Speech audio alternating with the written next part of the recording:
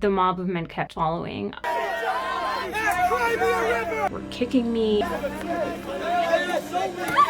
They were threatening to rape me. I want someone to bend you over and fuck. They were yelling at me to go back to Palestine. It was just crazy that I was Jewish and I got assaulted. And I wanted to confront Ben-Gvir that night. You're a terrorist, Itamar. On April 24th, a far-right mob attacked people protesting Israeli Minister Itamar Ben-Gvir's visit to Crown Heights, Brooklyn. It's been over 3 months, and the NYPD still hasn't charged anyone.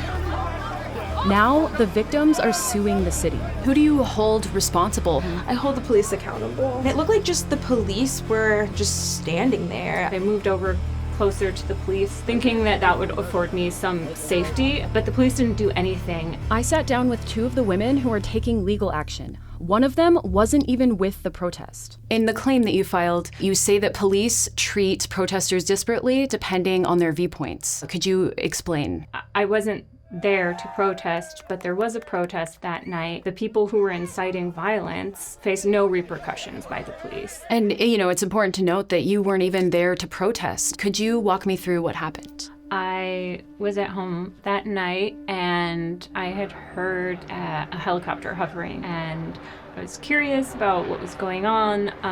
And when I got to Eastern Parkway, which is very close to my house, there was a woman who started yelling at me.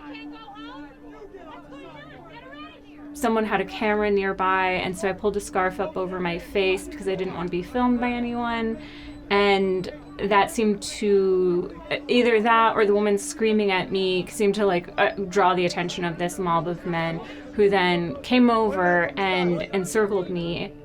They were getting in my face. They were threatening to rape me. Is that you? You want someone to bend you over and you like they're doing to the Jews in fucking Palestine? They all had strobe lights, and this was all really disorienting.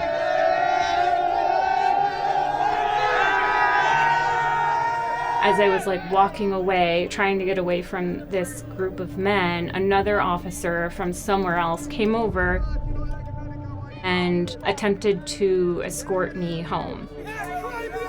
They were just shouting the most vile insults, yelling that I was a waste of semen. I quickly realized that I couldn't actually go home at this point. I couldn't lead this mob to my house. These men started throwing a trash can and a traffic cone at me. The police officer I was with didn't seem to be able to get anyone to come help.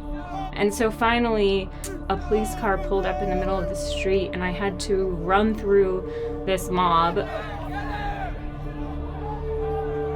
When I got in the police car, they asked me where I lived, and they drove me home, and they didn't ask if I was okay.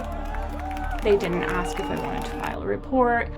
They just dropped me off in front of my house and left. What has been the police follow-up? A few days later, after the video of this attack went viral, a detective reached out to me to ask me what happened and ask if I wanted to file a report, which I did. I've reached out to the detective who is working on this case, and every time I talk to him, he doesn't really give me any updates except that they're still investigating. Even though their faces are plastered all over social media on these videos. Yeah, it's interesting because they told a journalist that anyone could call the Crime Stoppers tip line with information about the people who attacked me. And I know for a fact at least one person called and tried to give them information, and they didn't take the information from her. They just said, we already have names, and wouldn't take any information from her. It gives me doubts about how hard they're actually investigating this case. The only way that Mayor Adams could ever be the best candidate for public safety is if he understood that New Yorkers don't want their tax dollars to be used to fund genocide. This is Eric Adams' tweet responding to the incident on April 24th. We urge anyone with information to contact NYPD immediately. We also ask the women who were assaulted to come forward. And what ended up happening? I received one call shortly after. I think someone from the hate crimes unit contacted me. He told me that if they find the person, they'll get an order of protection.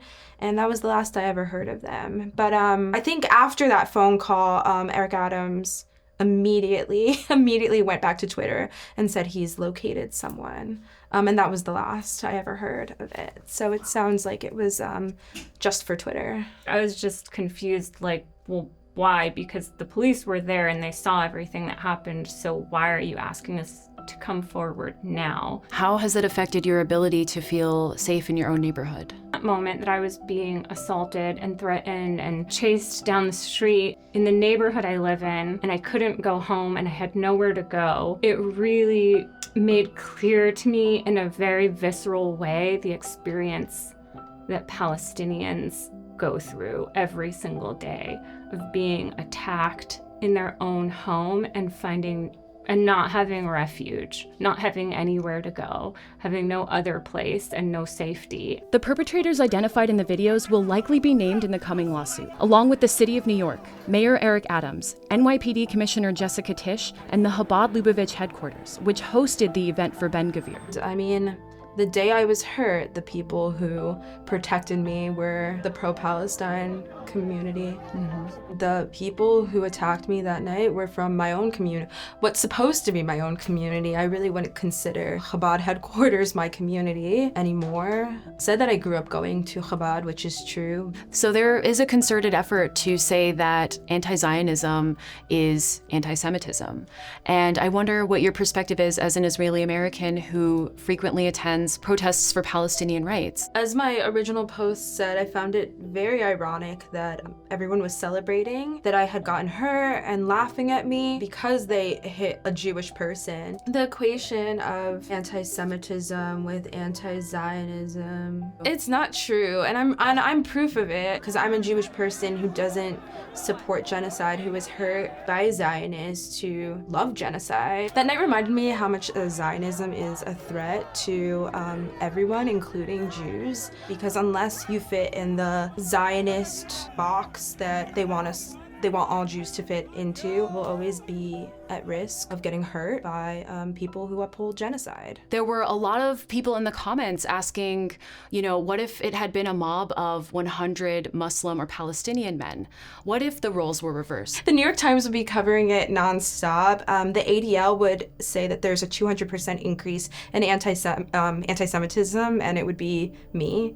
I would be the 200%. It would just be an endless coverage. Black people and people of color have done far less and received far worse treatment than the mob of men who assaulted me that night. And I think it's just very obvious how differently these groups of people are treated.